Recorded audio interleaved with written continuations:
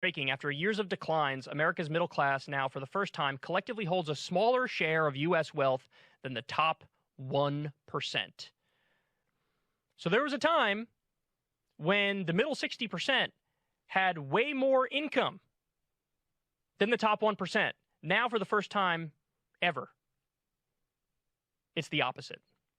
They define middle class as 60% of U.S. households by the middle 60% of U.S. households by income.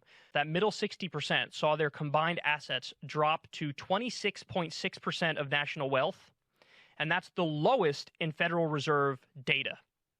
For the first time, the super rich had a bigger share at 27%. From the article as well, the 77.5 million families in the middle 60% make about $27,000 to $141,000 per year. That's based on the Census Bureau data.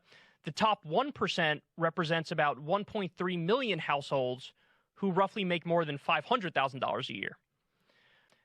The top 10% now hold 70% of the nation's wealth.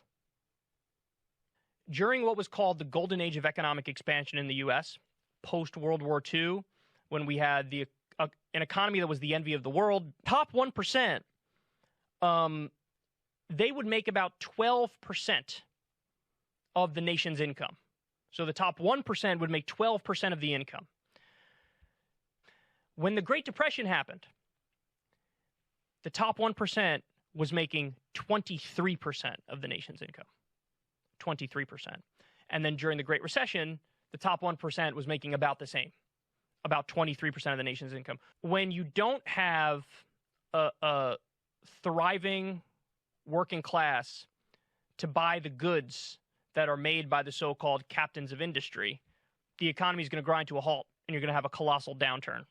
And then the trick we've been using since is to, well, just give everybody massive amounts of credit and let them load up on debt. Well, what happens when it's time to pay the piper on that front?